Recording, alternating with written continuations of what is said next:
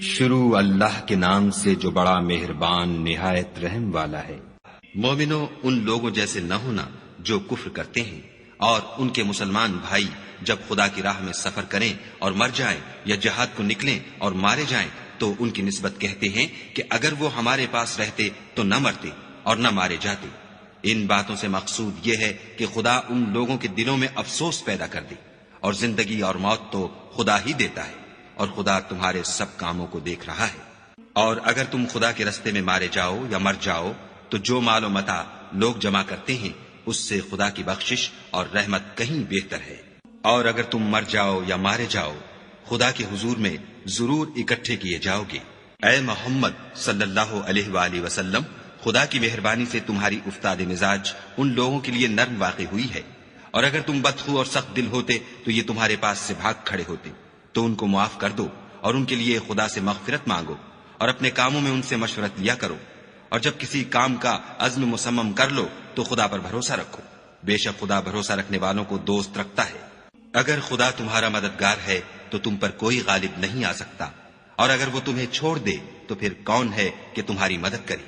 اور مومنوں کو چاہیے کہ خدا ہی پر بھروسہ رکھیں، اور کبھی نہیں ہو سکتا کہ پیغمبر خدا خیانت کریں، اور خیانت کرنے والوں کو قیامت کے دن خیانت کی ہوئی چیز خدا کے روبرو لا حاضر کرنی ہوگی۔ پھر ہر شخص کو اس کے اعمال کا پورا پورا بدلہ دیا جائے گا، اور بے انصافی نہیں کی جائے گی۔ بھلا جو شخص خدا کی خوشنودی کا تابع ہو وہ اس شخص کی طرح مرتکب خیانت ہو سکتا ہے جو خدا کی ناخوشی میں گرفتار ہو، اور جس کا ٹھکانہ دوزخ ہے، اور وہ برا ٹھکانہ ہے۔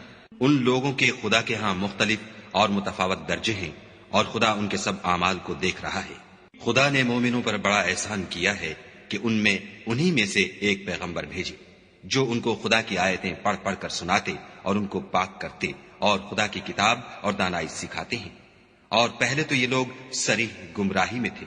بھلا یہ کیا بات ہے کہ جب احد کے دن کفار کے ہاتھ سے تم پر مصیبت واقع ہوئی، حالانکہ جنگ بدر میں اس سے دو چند مصیبت تمہارے ہاتھ سے ان پر پڑ چکی ہے، تو تم چلا اٹھے کہ ہائے آفت ہم پر کہاں سے آ پڑی؟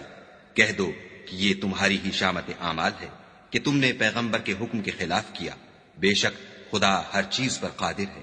اور جو مصیبت تم پر دونوں جماعتوں کے مقابلے کے دن واقع ہوئی سو خدا کے حکم سے واقع ہوئی، اور اس سے یہ مقصود تھا کہ خدا مومنوں کو اچھی طرح معلوم کر لے اور منافقوں کو بھی معلوم کر لے۔ اور جب ان سے کہا گیا کہ آؤ خدا کے رستے میں جنگ کرو یا کافروں کے حملوں کو روکو تو کہنے لگے کہ اگر ہم کو لڑائی کی خبر ہوتی تو ہم ضرور تمہارے ساتھ رہتے۔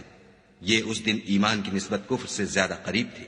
منہ سے وہ باتیں کہتے ہیں جو ان کے دل میں نہیں ہیں، اور جو کچھ یہ چھپاتے ہیں خدا اس سے خوب واقف ہے۔ یہ خود تو جنگ سے بچ کر بیٹھ ہی رہے تھے، مگر جنہوں نے راہ خدا میں جانیں قربان کر دیں اپنے ان بھائیوں کے بارے میں بھی کہتے ہیں کہ اگر ہمارا کہا مانتے تو قتل نہ ہوتے۔ کہہ دو کہ اگر سچے ہو تو اپنے اوپر سے موت کو ٹال دینا۔